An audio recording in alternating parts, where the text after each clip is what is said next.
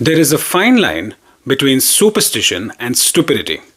If you see a black cat and pull over on the side of the road, that's superstition.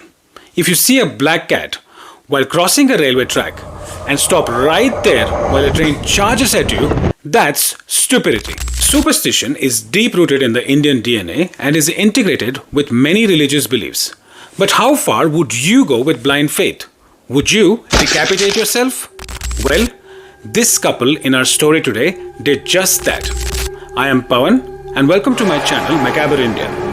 Let's head into today's story.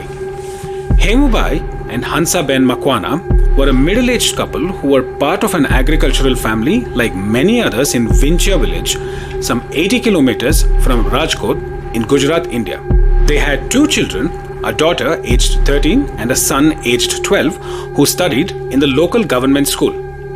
While Vinchia is a typical small Indian village with mud houses and unpaved roads, the family's residence was a slightly better concrete structure. Hemu's parents also lived with the family in an adjacent house. In a sense, they were a joint family living with the parents as Hansa cooked for all of them and they ate together. Their house was on the edge of the family farm. The farm had a compounded wall surrounding it, most likely to keep away unwelcome cattle and animals. Adjacent to this wall, Hemu and Hansa had erected a temporary tent which they had converted into a shrine to worship Lord Shiva.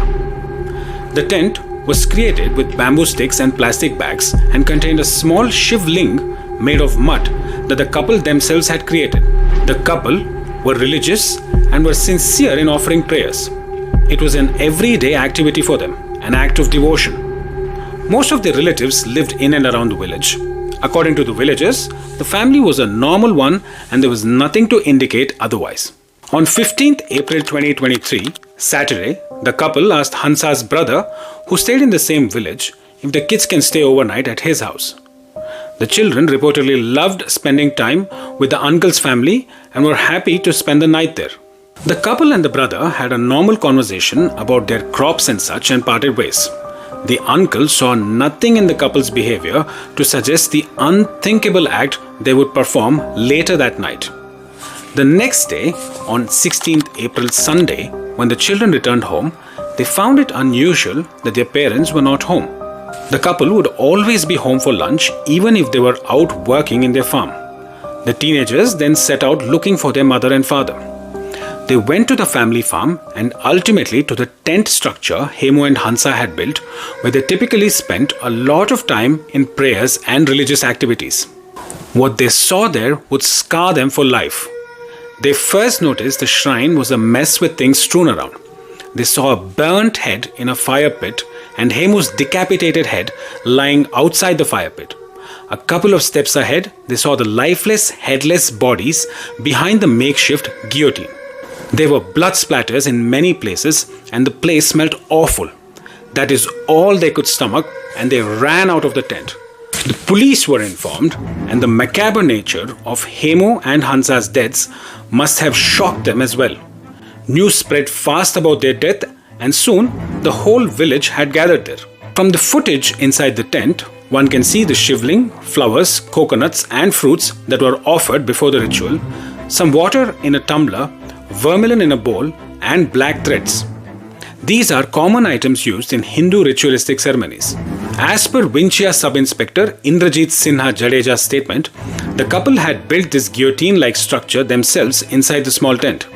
A guillotine is an apparatus that was widely used in France from the late 18th century to as recently as 1981. It was used to carry out executions by beheading. The device consists of a small upright frame with a weighted and angled blade suspended at the top. The person's head is placed at the bottom and the blades are dropped on their neck with enough force to cut off the head from the rest of the body. Based on the same principle, using a door frame without the door, Hemu and Hansa had positioned blades on top and tied the blades with a rope. The door frame was supported by a pole which was sticking outside the tent. There was a Havan Kund inside the tent in front of the guillotine, which is a holy fire pit used in many Hindu rituals.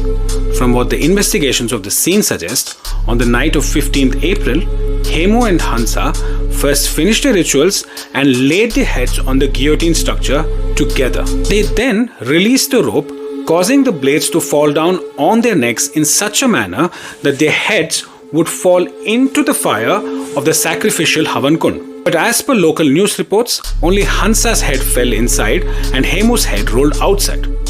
Although it is unclear what would have been achieved if both their heads had fallen into the Havan Kund as per their plan, since there is no clarity at all what bizarre ritual they were executing.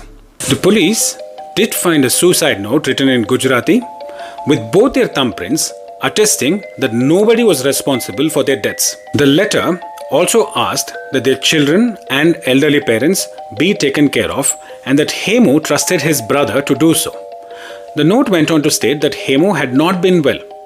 The suicide note did not provide any real explanation about why the couple committed this act. And neither did the autopsy report that found Hemu and Hansa were not under the influence of any drugs or intoxicants. Jayanti Jatapara, Hemu's cousin, later would tell the police that they had no financial, familial or marital problems. They were not struggling to meet everyday expenses like many poor farmer families do in rural India. Whatever the reason was, it is clear that Hemu and Hansa had no basic knowledge of what Hindutva preaches. One can surmise that they gave their lives to appease Lord Shiva in some way. However, as per Hindutva, suicide is one of the biggest sins one can commit. It is believed human life is difficult to attain and one goes through many lives and rebirths as lower organisms before attaining human life. If one dies unnaturally as the Makwanas did, they are said to be trapped for 1,000 years with no life form.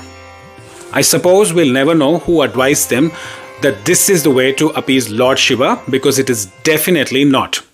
And I cannot fathom the level of trauma the children must have undergone finding the bodies of their parents like this. If they thought it was so important to keep the children away during the ritual, I wish they had also thought of their children finding their beheaded bodies.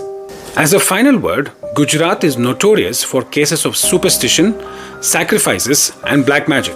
Unfortunately, the advent of internet and global connectivity has not done much to increase the awareness and reduce practices from centuries ago. Adversely, it has given a platform to find misinformed acts of black magic, as you can see in the case of Chaita Kohla, a 9-year-old boy who was a victim of black magic practice near Gujarat. Link to that video in the description below. Thank you for watching my video. If you like this, hit that like button. If you enjoy this kind of content, please subscribe to my channel. Bye.